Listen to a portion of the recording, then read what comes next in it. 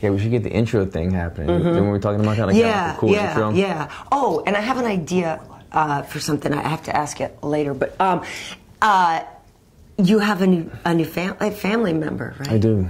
I do. Yeah. Well, we're on. Oh yeah, I didn't see this big camera and double lights with a light on top right here on the microphone. My mom even asked me the other day. She's like, "Is that on purpose?" Like this, I noticed that sometimes you're in the middle of a conversation when the podcast start, right? And she did it, and I said, "Well, yeah, like sometimes we don't really exactly know when we pulls it up." Yeah, we're chatty. And then, but she said, "Oh, that seems like a device that's very common in podcasting," and I suppose it is, right? Because we want people to feel like they're just in an intimate conversation with us. That's what it is, anyway, right? We're just giving an intimate conversation with a lot of knowledge being obtained by your part. Lucky you is really what we're saying. Get to sit on this couch with us. Yeah, I did get a new family member. Obviously, I told you guys a couple months ago, my bully, longtime bully Buster, passed away. I was sad and went through the process of it. And we had been looking for a dog for quite a while. Yeah. Even when Buster was still there, we wanted to have him a friend. Right. And so we were looking at all the rescues, and we applied to a bunch of them. And sure enough, man, you keep planting seeds and eventually something will grow. And one of the rescues that we kept going, I used to tell him when I leave, I said, if ever a bully comes in, just let me know. Yeah. I'm the bully guy. Just let me know. I'll keep coming and seeing what dogs you have. But if bullies come in, contact me. They reached out to me on Instagram. They did. But, if you don't follow people or whatever, you don't always see it. Exactly. So I didn't even get it. And so I went in there one day and they were like, are you here for the bully? And I was like, no, what bully? They were like, we sent you all these pictures. And I didn't even know. So I didn't even know they were actually letting me know. Yeah. But, just me going to the shelter or the rescue every single week paid off. And sure enough, I got this great dog. Is there pictures of him right there? Look at that, man. So that's Bodie. I named him after Bodacious. If you don't know Bodacious is the most ranked bucking bull that ever lived. That's where the name came from. I'm kind of a bull fan, obviously, Brahma, the PBR. Right. And Bodacious was a bull that they had to retire. He was the most ranked. They call it rank. Like No, I love watching bull riding. I know exactly what you're talking about. If you're badass, that means ranked. So if you're the most ranked bull ever, this guy Bodacious put a number of cowboys in the hospital. He was breaking people's faces, literally. People were having to have reconstructive surgery because of his buck, and they were headbutting Bodacious. So they retired. Long story short, you're going to know about Bodacious. Bodacious was a bucking bull, most ranked bull ever. He was retired because he was so dangerous. The most ranked bull ever retired, put him in a pasture. He got a foot infection and ended up passing away. Oh, no. A long time ago. But it's crazy that he was such a brutal bull and a foot infection. And that's what killed him. Made him meet his maker. Wow. And so that's the story of Bodacious. That's crazy. Well, because I didn't know if it was also you got, what is it, boudin that you like to eat? Yeah. I named him after some. You named him the sausage. And you told me. Sausage. Yes, of course. Boudin. That you were like, and you get the best boudin at the back of the gas station on the exit or route, whatever. We must have told this story already. Yeah, I'm like, God. Gas station food doesn't sound good, but you're like, no, the boudin. Yeah, it was close. It sounds like it. It's like boudin. But I had it picked out. I was like, I think I want to name my next dog Bodacious, and then somebody at the rescue told me that Bodie is a good short. It is. Because you're not going to say Bodacious. Or just be like Dacious, Bodie. Yeah, Bodie's good. Anything like that. So I got him. We're happy. We got the fun energy in the house again. We might have to let our pups meet. Yes. I hope he's pet friendly. I haven't tested that out yet, but he's family friendly, kid friendly so far. Well, and Harmony is very sweet. So we'll have to get them together at some point. Yeah, we already have before you get into the fight stuff, D&D's wondering, Alan, have you ever ridden a bull? Oh, God. Man, I never have. Please, and I'm Jesus Christ, don't ever do that. I'm almost ashamed. I know. I really, really want to. Ashamed? I almost tried to kill myself on purpose, but I didn't, and I feel bad about it. But riding one. I mean, it would have to be a young bull, a steer. A young buck? Yeah, I've ridden a few young bucks in my day. You see? Of course, before I got married. You know what I'm talking about. She was a wild one. Never rode a bull, but I used to, like I said, grow up helping out my grandfather on his farm, and they have that's so crazy. Like a chute, like a bull pin, and at the end of the pin is called the chute, and that's what kind of holds the bull so we used to cut the horns, give it vaccines. Right. They would castrate the young cow, all that stuff. So I've done all that stuff, and I always thought, man, I could just jump on the bull's back when he opens his chute. Maybe, try it out. I never did it. So it's scary as hell. I've gone to the PBR. Bucket list. It's You've scary. been to it too? Yeah. Bucket list. Get it? Bucket. You're right. That's a good one. That's pretty funny. She's always thinking about these little. little dimes right there. The little gold nuggets. But yeah, I've been to the PBR because I love it. It's awesome. And but I remember walking around backstage with where all the bulls are, and then also see, I didn't get to go backstage. It's crazy near the chute and everything. Well, that's the thing is that when you get that close to them. The hell to the no, to the no comes in because when you're that close and you see how ferocious they are, and literally that's when I was just like, holy crap! Like people actually see that thing and be like, screw it, I can ride that. Like, and obviously they're bred to do this. You see these bulls in the PBR, and some of them are actually smaller than you might think because they're that lower center of gravity. They're built with so much athleticism. They're made to buck, and or they're bred to buck, and they're just little. They're like running backs. They're like the best athlete on the field, and that's why they breed them that way. But they're badass. Never rode a bull yet, but maybe I'll try my hand with the bodacious. Welcome to the crossover episode of MMA and bull riding here on we cover it all. Podcast. Actually, I really do. We should go together sometime. Next time PBRs, either here in Vegas. It's so fun. I have, we'll do it if they come. I think I saw them in Anaheim. Anaheim usually they come to. Yeah. My weekend was not quite as good. You got the dog. Oh, not as good. I got a dog, but you got Harrison Ford. Well, yeah, we did. But we went to the Strong Sports Gym anniversary party, which was great. Our buddy Willard, they have this really great location downtown. It used to be in a different location. They since moved, and their gym is over kind of more in the Chinatown area, but they have this great new space. It's top of the line, pristine, and it's a great place for sort of locals and normal people who want to get into great shape or whatever. Yeah, they offer boxing, wrestling, powerlifting, all kinds of stuff. Our buddy Vlad Matyushenko is an instructor there for wrestling, and Vladdy, of course, was in the UFC as a light heavyweight. And also the team one. What was the team one called back in the day? IRL, International Fight League, IFL. I used to love some IFL exactly. back in the day. But they also, Willard was talking about some equipment that they're going to get in to really do the things to like test you guys for how much, not even just what you're metabolizing, but like your oxygen metabolism, and all that stuff.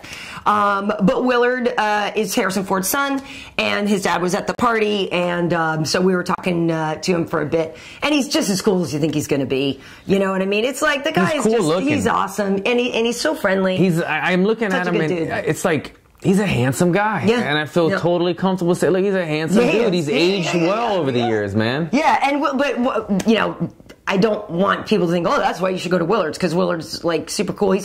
Willard does like competitive biking and cycling and stuff like that. So if you're that kind of athlete that needs to know about endurance training and all that kind of stuff, he's very knowledgeable on it. So it's a good place. It's called Strong Sports Gym. And do you know Gene LaBelle was there I recognize that old guy. And so the guys, they were having a little fun, having a mock fight there. Who took these pictures? I took these. Wow. It was fun. You can tell Harrison knows how to. He's done some stunt work before with this. Right. Indiana Jones there, And Gene was playing right into it too, which was really cool. Yeah, they both. And by the way, Gene cracked me up. The first thing I said, because I hadn't seen Gene in a little while, and I wasn't sure if he's going to place me. I was like, oh, hey, Gene, how's it going? I said, I'm a friend of Gegard Mousasi's, right? Because they all train together. And he goes, oh, that's too bad. You must be the only one he has left. Damn. So that's like. He's like right off the bat, Gene just doesn't play. Hasn't lost the wit. No. And we actually years ago filmed out there with them at the H.E.A.T Academy, I believe it is, out in Glendale. Anyway, really funny. The guy has a great sense of humor.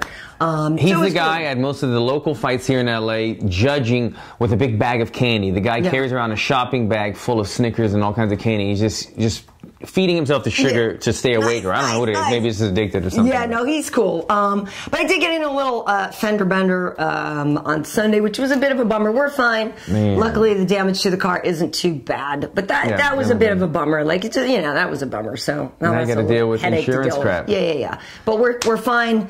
Mini-Me was in the car with me. She was asleep and didn't, so she was like limber. She was sleeping and then hit, and then what?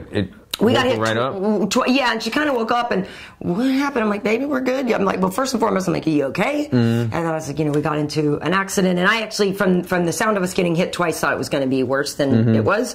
But poor girl, the one in the middle, actually got it the worst because she hit me, and then she got hit, and so she got squished. Yeah. But anyway, that was Luckily, it didn't. Bit of a bummer. Yeah. But anyway. Mess up your neck or anything. Yeah, I didn't wreck my neck. But so anyway, UFC London went down. And this is an interesting one for you and me both because we know Fabricio Werdum and his team very well. We know Kenny Johnson, who was training Volkov very well.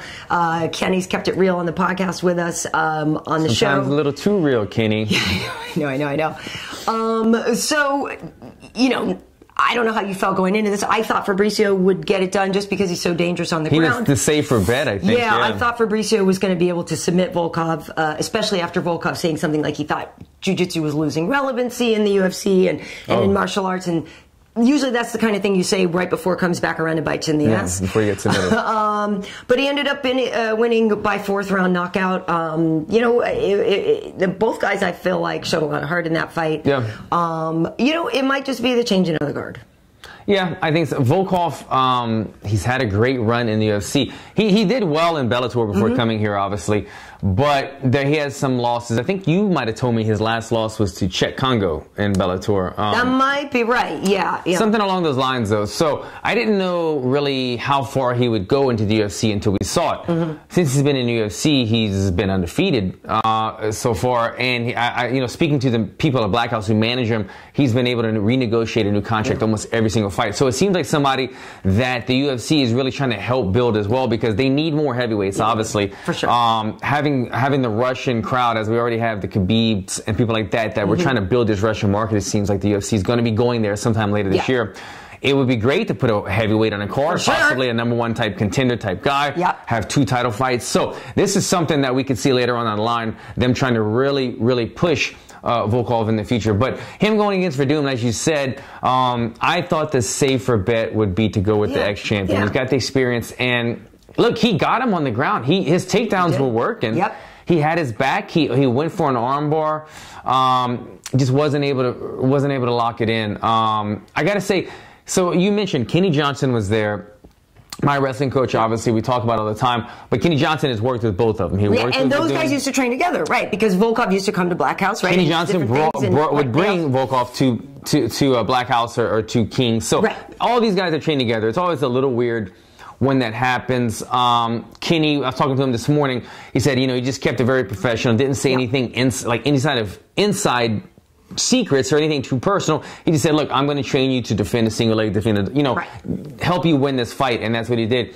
But, man, to be honest, watching the fight, Karyn, as soon as the fight kicks off, Werdum gets him down within opening 15 seconds. Quickly. After his fake head kick. And I'm thinking, this is going to be a wrap. If he's taking him down within 30 seconds, he's going to be able to take him down at will the entire fight. I thought Volkov did a great job of starting to adapt in there and in getting the finish. But to be honest, if Volkov is going to try to compete with guys like Stipe, he's got a lot of work to do, a lot of work ahead. Because if Werdum's taking him down that easily, that quickly, then guys like Stipe are just going to have their way with him. I agree with you. And I think, too, that you know, Fabricio did get tired in this fight because of all the takedown attempts and because of, you know, he's obviously doing a lot of work. And did get tired. I know Volkov was able to land those uppercuts and, you know, ended up busting up the right side of Fabricio's face, and that he was swelling a lot. But I will say I was watching this fight, and I agree with you. Like, there are other people that will give him a hard time. Like, you know, Fabricio is 40. He doesn't move as quickly as Stipe is moving these days. And, you know, there are some heavyweights that are Curtis Blades, you know, some of these guys that are a lot more fit and a lot more active. Curtis Blades is a great wrestler. Curtis Blades would take Volkov down a lot, I think. You know what I mean? I think a lot of guys in that top 15 would take him down. Yeah, so I agree with you. Like, I thought it was a decent showing from Volkov. I feel like, you know, I guess it's part of it is hard when you're that big and long you really sort of feel like you see everything coming, right? It's hard for a big heavyweight to be fast there, right? So I felt like he was landing stuff, and it was partly because of fatigue on Fabricio's part.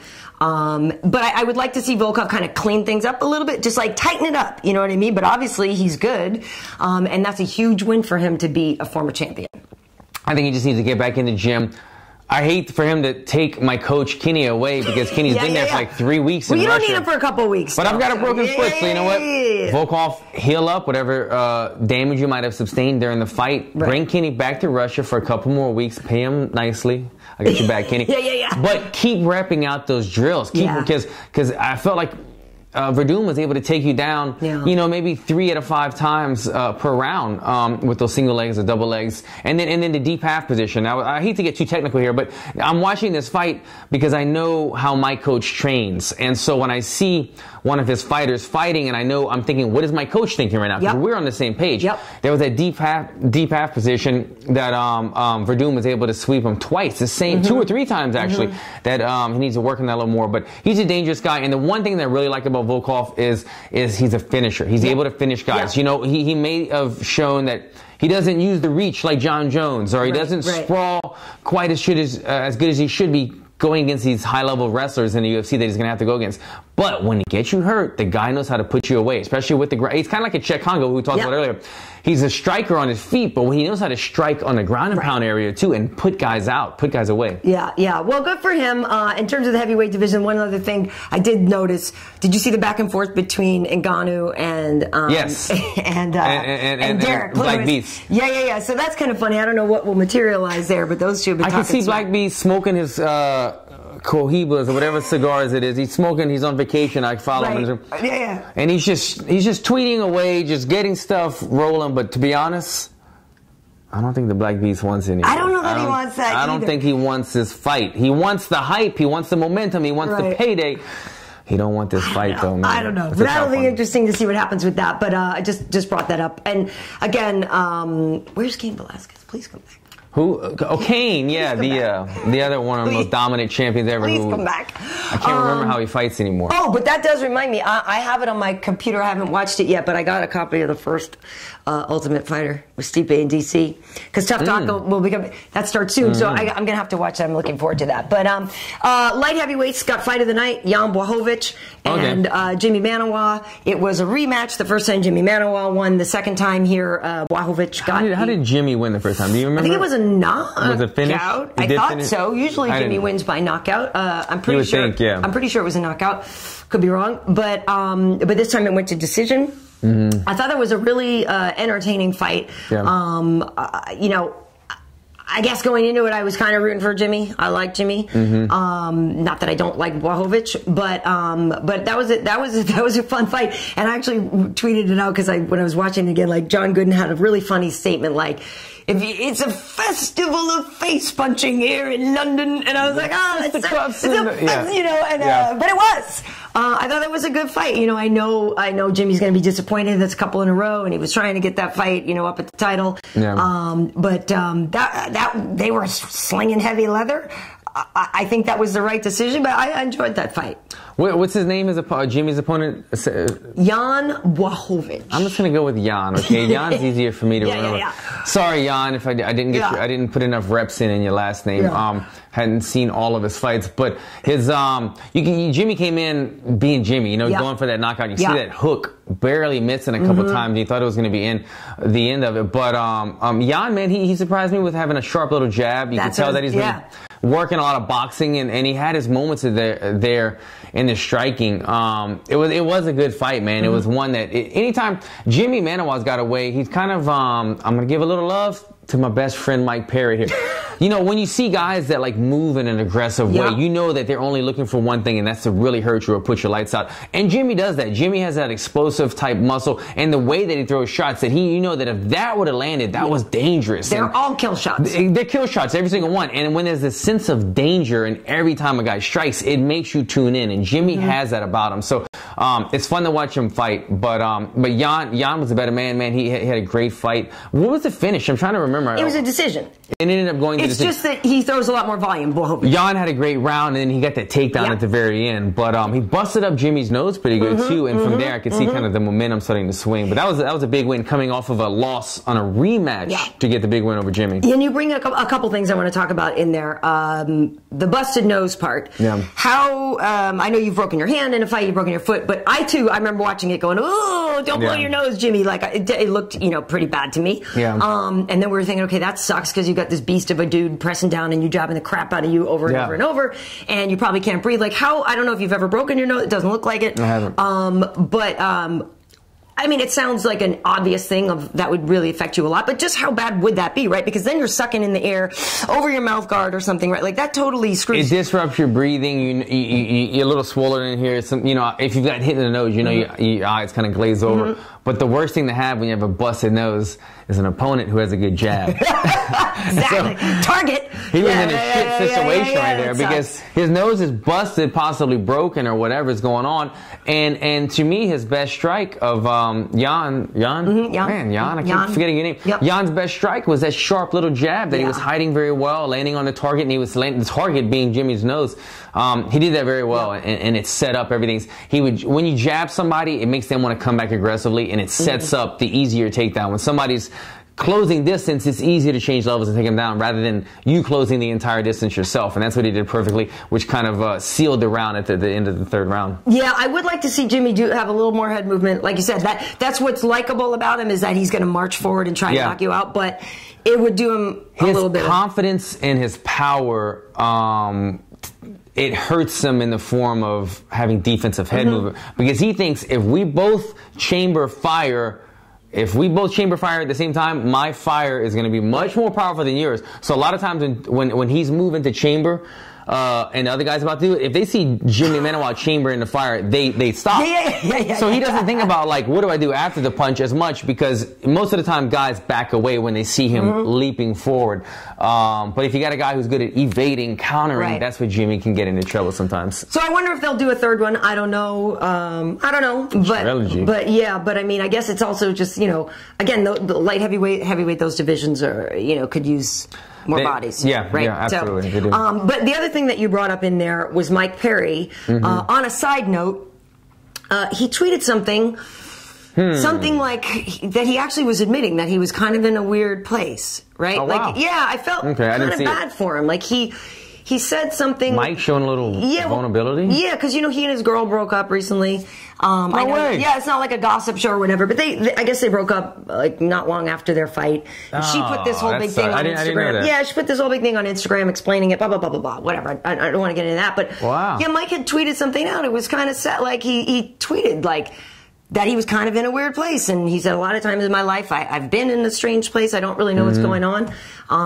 He looks like he's kind of like searching for some stuff. So I actually hope he figures his stuff out, because he is entertaining. I would like to see him go to a gym with better coaches and things like that. I would love it if somebody, if he found the right people to hook up with.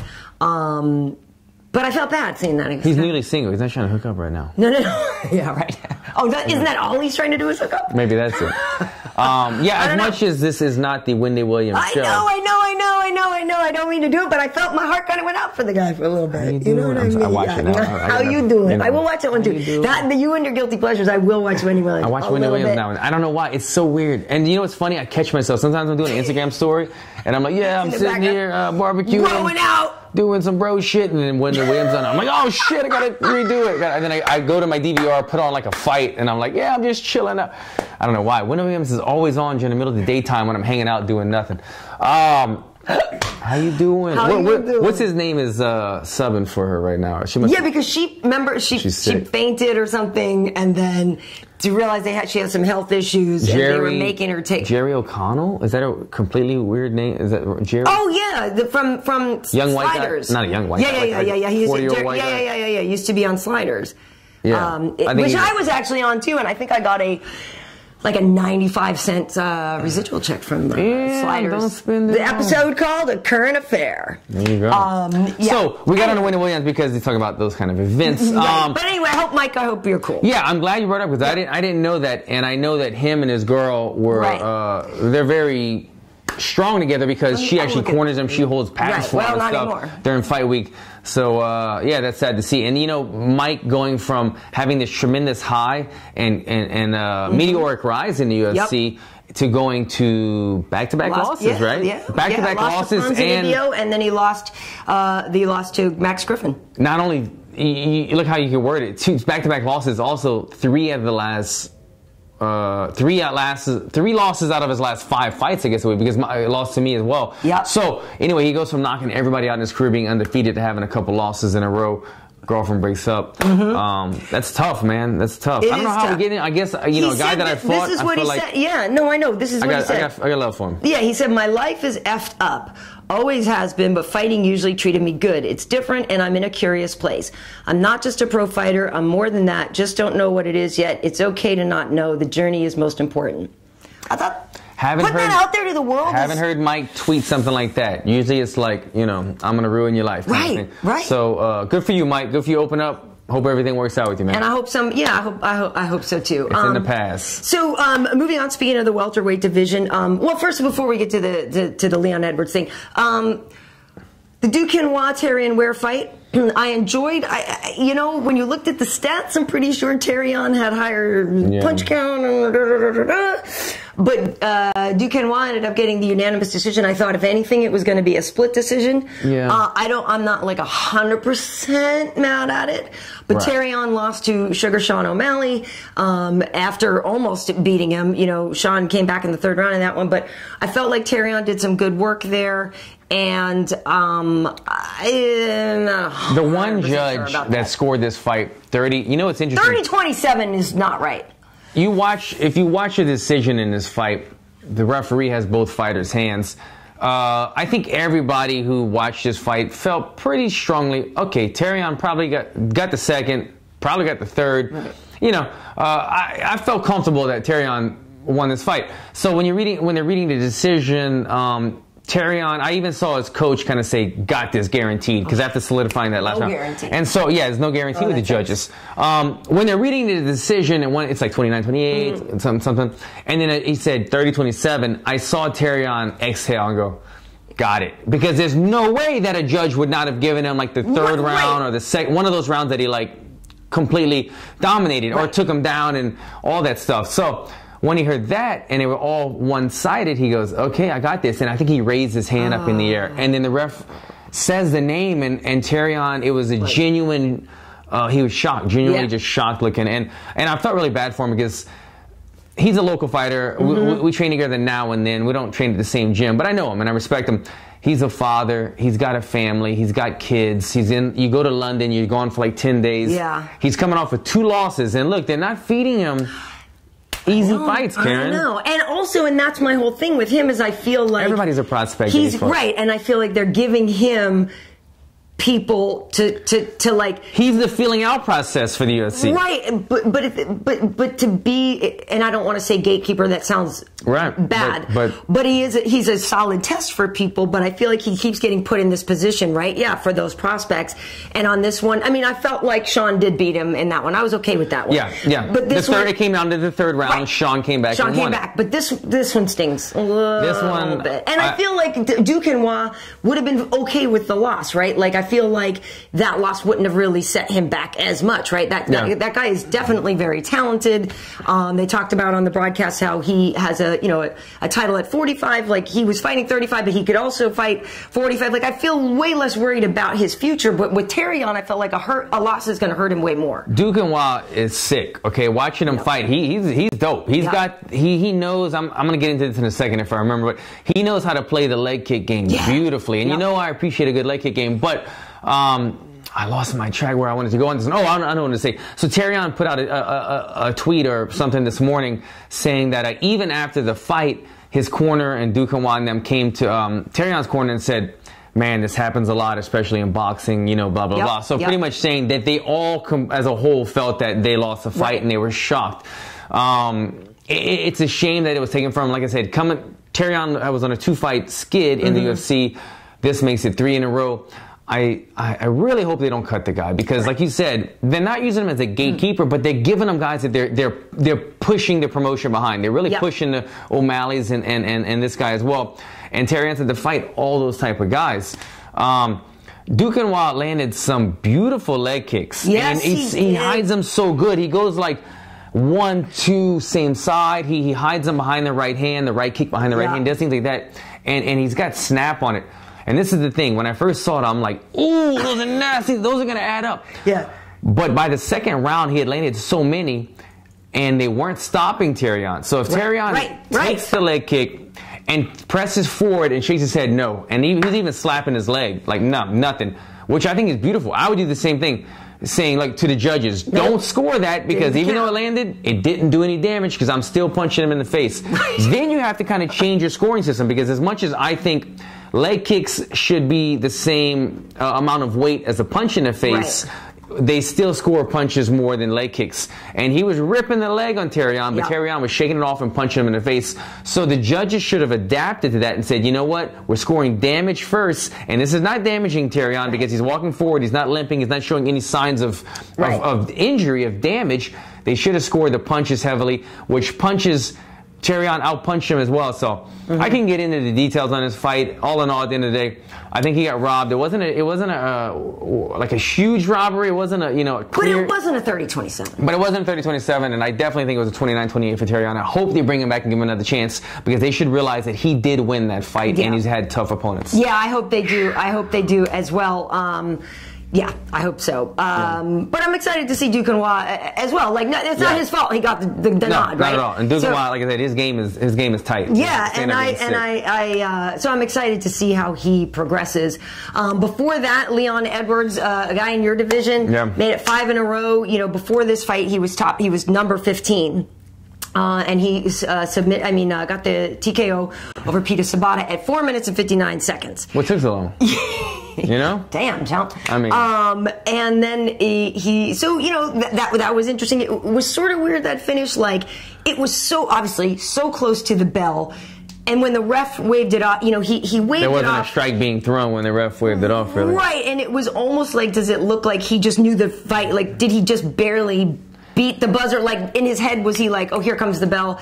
That's a great point. But the referee might have heard the clapper, meaning 10 seconds left. And his head, and he's like thinking, he's like Mississippi. Right. But, I guess, obviously it goes down as him officially waving it off. But that seemed a little strange to me. Like, it didn't seem to be a fight-ending situation right there, especially knowing the bell was coming. I mean, granted, the ref is not supposed to be thinking, well, I'll just let this guy get out of the round and go to the cards, right? He's supposed to be looking out for you. But at the same time, I felt like, that was kind of curious. It was hard ground and pound, those hammer fists that was coming down, but it wasn't fight-ending. Like, he wasn't, Sobotta, what's his name? Yeah, Sobotta. Was not...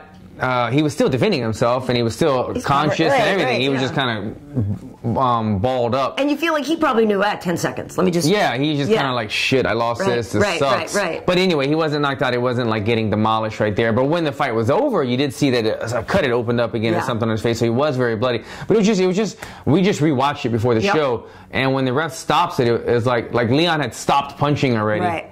Or like wasn't punching at the time, and he just saved it. But all in all, it was kind of weird timing. But it's good for Leon Edwards, because it puts another finish in his career. It puts it on a five fight win streak in the welterweight division. Look, welterweight division is stacked. The only guy that there's only one other guy that has a better record, I think, than that in the welterweight division right now, or maybe there's a couple more guys. But 5 fight win streak. I think Ponzinibbio is on a pretty good streak. Ponzinibbio might be on one as well. Yeah. Sets up the big fight. He calls out Darren Till. Darren Till. It was the right timing, the right place, the right everything. They were obviously promoting Darren Till during the broadcast. The event. Where's it going to be at? UFC Liverpool with the Scoozers. Liverpool. So that... Look, no disrespect to the guy talks out. It's like out of a movie. It's like Snatch. It is. That's exactly what it is. Straight out of Snatch. It's straight out of Snatch. It's crazy. It's Snatch, not Snatch. Snatched is the one with the blonde comedian chick. What's her face?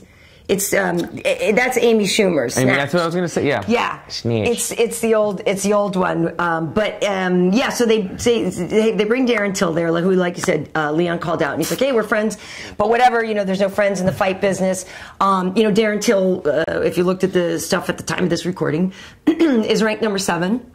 And like we said, Leon was number 15. Leon will move up. We'll see. Maybe that's something they would give. I mean, it would be exciting for Brits. They would have, you know, I mean, maybe it would split the fan base. I don't know, or whatever. But, you know, Darren Till did beat Cowboy, and clearly that's a big name. And they're clearly building Darren up. But, you know, he did this interview with John and Dan Hardy on the show. And literally, I literally tweeted, I was like, I feel like you have to go out of your way to not like that guy. Like, Darren fights great, has a nice personality, has a lot of passion for the sport. I was looking for something, Karyn. I know this. What are you going to find that you don't like about him? I found something. What? It's a big one. So he was kind of stylish with understated stylish. I think he had a D squared. D squared, yeah. But then he had D squared on the hat. And I think it's too much logoing. Too matchy-matchy? Too matchy-matchy. For that reason, I don't like Darren Till. So. But Conor will wear head-to-toe Gucci. Yeah. Well, but Conor can do no wrong. I know, right? No, I agree. He looks cool. He's a good guy. He sells the fight. Dude, he's so passionate about it. Yeah, whoever they give him at Liverpool, it's going to be a great show. Playing off of that, Alan, we've got a lot of comments. People want to see you versus Till. I'd be down. Give me the main event. Still. I'm just realistic, okay? Good, yeah, it's 8 weeks away. 8 weeks away, not happening. I'll probably be down to one crush in 8 weeks. No, I'm still healing up, but I'm just realistic. I'm not. When I have the momentum, you will see me screaming praises and asking for main events. But when I'm coming off of just got back into the win column, I'm realistic. Let me get another big win, then I'll start shooting out for the call. Because that's my plan. That is my plan this year. 4 fights, 4 wins, 1 main event. It's going to be hard to meet those 4 fights with a broken foot right now. But yeah, I'm realistic. Leon Edwards is coming off of 5 victories. He's got a lot of momentum. The thing is, with Leon Edwards calling out that fight, I think he deserves this fight. I think he's a tremendous fighter. I've been watching him for a while. He's a fellow southpaw. He's a very good striker. He's an all-around jiu-jitsu wrestling. Jamaican, too. What's not to like? Jamaican. His game is tight, right? But I don't think he's as big of a name just yet. And I feel like, man, I don't want to say this the wrong way, but he's not a guy. Okay, you mentioned I mentioned earlier how some guys fight and there's a sense of danger, this and that. He is just crisp and good at everything. But when I watch Leon fight, I don't think like this guy's super dangerous or he's not dangerous on the mic or anything about him. He's just very, very good everywhere, and he's a tough for anybody. And I don't know if that is the kind of guy that sells fights, sells main events. The guy who I would like to see Darren Till fight is another guy on a very high win streak right now. Give me a hint. Well, I could say black guy, but what's his damn nickname? The wrestler who won the Ultimate Fighter. Oh, Kamaru Usman. Kamaru Usman has been begging for a big fight. He's been begging for a name. He wants to fight everybody. Usman. I think they've actually talked a little bit on Twitter. I feel like Usman and Till would be, I mean, maybe just me, but it's like that is a fight that everybody's looking. These are 2 young killers right here. The two of the best guys in the division that aren't 1 and 2. I think that Leon needs a little bit more time, or a little bit one more big win, because he was 15, but he just put away a guy who's not ranked, a tough guy, but he's not ranked. So is he going to move up from 15 to 6? No, I mean he might be like 15 to 13. And whereas, like you said, Darren Till just beat Cowboy. He's ranked 6 or 7. He's number 7, yeah. Usman's like number 7 or 8. So that's a closer matchup. 2 bigger names, 2 guys on bigger win streaks. I think that would sell more people. This is the last thing I have before I hand this to you. No. Does the UFC want to protect Darren Till? Because I feel like Usman is a guy that could probably take out anybody in the division on the right night. Do they want to give Darren Till one of the toughest fights in the division that doesn't have a strap around his waist? Well, remember, Till and Perry had gone at each other after that fight with Cowboy. Which to me made no sense. Yeah, it made no sense to me either, and now it really doesn't happen. Yeah. But it is funny how quiet Colby Covington has gotten lately. What's going on? Apparently, I don't know. I mean, is wisdom teeth maybe no. Wisdom teeth. but you know, obviously he's angling, and maybe he's trying to wait for a title shot. But you can put Covington Till. Yeah, no, that would sell, because, and you know what's great about it? Till is like the momentum hot guy right now. Yeah, he's so hot right now. It came out wrong. Sorry. I totally did. He's like the hot momentum guy right now. He is. I keep saying it. He's hot and guy still are in the sentence somewhere. Yeah, okay, somewhere. It's cool. I love that you're like man enough to see that in other men. Harrison Ford's a handsome guy. I hope I look that handsome at 60 or whatever the hell he is. Got a comment. Oh, yeah. Comments coming real quick. But Colby Covington is such the evil. The evil. Yes. He's evil. He's such the heel, and Darren Till is kind of like a crowd favorite. Those that sell. And to be able to go play the heel in London, I mean, in Liverpool. Oh, man. You know what I mean? You could really sell that, right? Because you know he would go over there and talk crap. One last little sidetrack. I think that could be cool. Colby Covington talked trash in Brazil. Yeah. And he almost paid for it. If he talked trash in Liverpool, what if he said the Liverpool people are just scum? Would that passionate crowd, would they attack him? Would they jump over the freaking... Don't know. The security gate? But I'd like to see what happened if he did. Colby Covington, start talking trash. Let's set this up. I want to see some... I think that'd be a cool fight. I would like to see that. That's my idea for UFC Liverpool main event. So that's my idea. What's the question? It wasn't a question. It just said, as far as Colby, and I didn't see it, but maybe he said, Gary Rodriguez is saying, what do you think about Colby laughing at Fabricio? Oh, he was talking. Yeah, he was talking trash about Fabricio. I didn't actually see it. Oh, so after Fabricio lost, Colby got on I guess so. Twitter? I didn't see it. Like I didn't see it, but I heard somebody say that he was talking. You got to know that's coming. You got to know it's coming. But you know what? I feel like Fabricio will have the last laugh because you know Colby's day is coming. Oh, I'm sorry, but it's happening, bro. Well, it's not like Volkov wouldn't beat Colby too, right? Like in a way, it's like, oh, he's a heavyweight former champion who went 4 rounds and got knocked out eventually. Like that fight was way more. Whatever. Whatever. I mean, it's just him trying to keep his name in, which is working. Obviously, we're talking about it, but how about you just fight for a little bit, Colby? I'd like to see a fight. Well, to finish the comment of Gary's, he says, I think it's childish that he would be calling out Werdum. Well, at Werdum's at least they're fighting. Yeah. Colby's yeah. Like, where are you, bro? And you better stop poking at the bull because you saw what happened. Werdum is he speaks well, he fights well. You can put him on TV and he'll carry it, but he's still a little crazy. Okay, he's still cuckoo. He's shown you that before. He is. I know Alan's only got 12 minutes. Another question from Ryan Smith. Alan, what do you think about a matchup between you and Max Griffin? Ooh, Max. You know what? I felt like that matchup is going to be one that they present to me. It could be a good fight. It's just, I don't know, man. The fight game is a fight game, and I'm used to it. I just fought a guy who I consider a friend, so I'll be better at it on this one. But it's weird because during the Orlando fight week, and before this, let me just show you a quick backstory. Max Griffin called me out a couple times when he was trying to get to the UFC. When I needed an opponent at one point, he was calling me out. And so I spoke back to him and I said, look, bro, like if they give you it, cool, but you're not going to beat me. You're saying how you would be the guy that beats me. It ain't going to happen. Right. And so we went back and forth, and at the end of the day, it was respect. He got to the UFC. It was cool. So during fight week, we were kind of like the same corner. We were both blue corner. Well, Mike Perry and Ben Saunders were both like red corner. So me and Max were kind of running to each other in the elevator, and we got really cool with one another.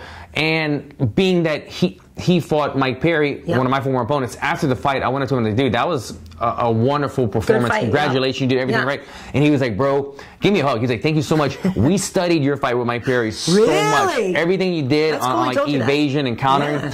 He was like, you helped me win this fight. And like, so we gave each other a bunch of love after, and it was respect. So the fight game is a fight game, but having the week-long just respect that me and Max had for one another, us kind of celebrating our victories together. He's not a guy that I would want to go and fight immediately after because I'm kind of rooting for him now as well. Yeah, I get it. I get it. Yeah, no, he's seems like a good guy. I may have interviewed him just like once before, so I don't really know him personally or whatever. But yeah, I mean, he seems to be on the right path and everything. Yeah. So tough dude, he's really tough.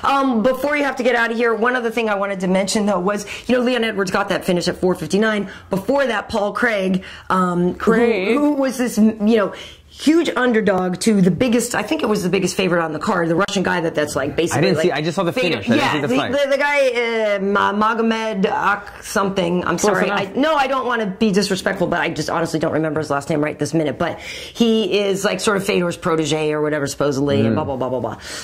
And who basically whooped that ass for 3 rounds and 58 seconds or whatever, right? I'm trying to do the math here. For 14 minutes. Exactly. And I literally was sitting there going, it's too bad. Like, Paul Craig, Seems like a decent dude, but he's probably going to get cut. You know what I mean? Because that would have been 3 in a row for him. Yeah. And I thought, well, that's so he was on a 2-fight skip. Yeah, that's why he was so emotional after. Right. And so I was thinking, you know what though? Because he had come into the UFC like 9-0, then lost a fight, and then lost another fight. So I'm thinking, in the like sort of manager mindset or whatever. I was like, well, that would suck if he got cut. But oftentimes, like Peter Sobotta was in there before. Like a lot of people get cut and come back better, right? So maybe he's just the kind of guy that got to the UFC too soon, and maybe getting cut would not be the end of the world, and he could come back or develop something. More, right. So we'll see what ends up developing with him. But when he pulled up that triangle, I like flipped out. I did not expect that. I totally thought, dude's done. And they gave him a bonus for it. The Hail Mary. You know what? That's I think they gave no, I don't think he did. I mean, fight of the night went to Manuwa and Blachowicz. Yeah. Performance bonuses went to Volkov and to not. If you guys know that, maybe it was Leon. Maybe, I don't know. Since he's British, I don't know. Either way, that'd have been sick, man. Like to go from a 2-fight deficit, 2-fight loss, last second win, and then the bonus. Yeah. So we'll see what his future does hold. I feel like he's still, needs work. He's still he's still a work in progress. But what a Hail Mary. Good for him. Big time. Big time. He threw that up, and it was a quick tap too, right? I saw it. He locked it in, and then within a matter of seconds, he tapped. Yeah. So So anyway, it was cool. The afternoon fights. It is sometimes it's great, depending on the Fight Pass fight, to like lay in bed and watch it. But other times, like you're out and about on a Saturday afternoon, it's tough. But that was fun. It was good. I had it in my car. Like what I do is I put my phone on the Fight Pass, hook it up to my car, and then I put it on the speedometer. That way, I'm like not like staring away. That's how I'm driving, looking down, up and down. But still, it's like. Yeah, it's tough to watch. It can be. Okay, so what you got this one? I mean, you're just trying to heal up. I'm healing up, doing my thing. As I said about the YouTube videos I saw, I got to show you too as well. Wait, I got those YouTube videos coming soon with some of the instructionals. So once I start releasing those, check those out. But yeah, we have a couple weeks without fights, right? Yeah, so we'll see. We're going to go on spring break. So I'll hit you up. Maybe we can Skype something next week. Because sometimes, it's fun to just look ahead to things that are happening as well. So we can figure that out. But yeah, we will be in Colorado for some of the time. Some of the time we'll be here. Some of the time we won't. But, Cool. It's spring break. So we got a couple weeks, and then the next card would be the Tony. Is it? Yeah. But we'll definitely do one before, before then. But the next one is UFC 223, which is going to be crazy. Yeah. I'm bummed that you're hurt because it's fun to watch you and Tony train together, and that sucks that you're kind of out of commission. You know what? I'm glad you brought that up. Real quickly, let me end my part on this. I got a message today. Somebody was just kind of trolling on my page, and I get it a lot, and I don't respond. But somebody said something like they saw an interview after my fight. I guess it was a post-fight interview, and while I was doing the interview, they were asking me my picks, and that I said something like I would put my money on Khabib, or something like that, and they were saying I'm a bad friend or this is that. Let me just clear something up. I'm a fighter, but I'm an analyst, and I do stuff, and I think of things from a smart approach. If you ask me who do you think would win this fight, from an analyst's perspective, I would go with the guy who's undefeated, and Khabib, who has never lost a single round in his entire career, who has dominated everyone, and is the best grappler and best ground and pound we have ever seen inside the UFC, who could out-wrestle Kevin Lee, and Kevin Lee out-wrestle Tony Ferguson. With that said, Tony is a friend of mine, not a guy that we hang out every day. We live 2 hours apart, but he's a friend of mine, a guy that I'm rooting for, and a guy that in my heart I'm rooting for. And I think he does have the X factor in this fight. I think Tony's scramble ability, unpredictability. He's unpredictable. His scramble ability, I think he will get taken down, but it's a way to finds ways to get back to his feet, and his unorthodox approach in the stand-up helps him beat tougher, better strikers. And we've seen that he gives very good strikers, he'll outstrike them because he's so crafty. So I think the X factor, and one other thing that Tony has going for him in that fight would be that we haven't really seen Khabib do the 4th and the 5th round, where we've seen Tony be able to go 5 rounds in Mexico City. Exactly. I mean, Rafael dos Anjos. Exactly. So Tony has that X factor, and I will be rooting for Tony, and I think he has a chance of winning because of all those things that makes him so great. But if you're going to ask me, like, by the numbers, what's the safer bet?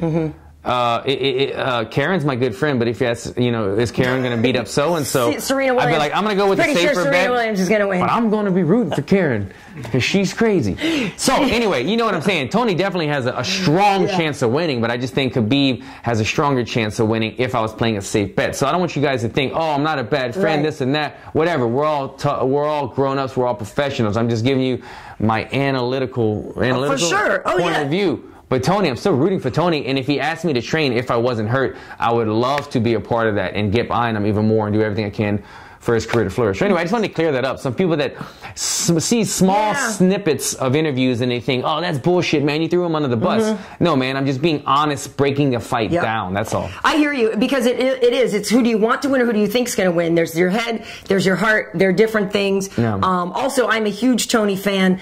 When we put that video out with him and Fabricio at lunch and they got in that scuffle, some people thought that was kind of awkward. I wasn't doing that to make either person look bad. Like, we just put that out so people could assess for themselves. Footage, and some people kind of jumped on Tony and were like, oh, the guy's being a dick or whatever. Like, I freaking love that guy. Like, so it was what it was. Like, I didn't want to take a side on that thing, you know what I mean? And and that was a little strange, but I know exactly what you're talking about and that kind of thing. But we will, as we get closer to that, talk more about that fight, obviously. But I know you got to get to the doctor. Got to go do some therapy stuff. All right. So on social media, I'm KB Heat on Instagram, Karyn Bryant on Twitter and on YouTube. Obviously, we have MMA Heat on Facebook, MMAHeat.com. We have MMA Heat on Twitter, and I'm on Instagram and everything. Wade recently switched over the MMA Heat account. He got a private one. It was sort of both before, so if you were following MMA Heat and then you saw it change, or if you were following Wade, vice versa, just go follow the new MMA Heat account, because it's now just the fight stuff on that one on Instagram. Just do what she says, okay? Always. Don't think about it, okay? I'm at Alan Jouban. Everything. I've got too many Alan Jouban, especially on Skype. I don't even know what I'm on. I know it's hard for you sometimes. Which one is it? Hope you guys enjoyed it. More knowledge to you. You're welcome. Well, I've been hanging around Anato too much. I'm like telling people you're welcome. You're welcome. Jesus, that guy. Man. That is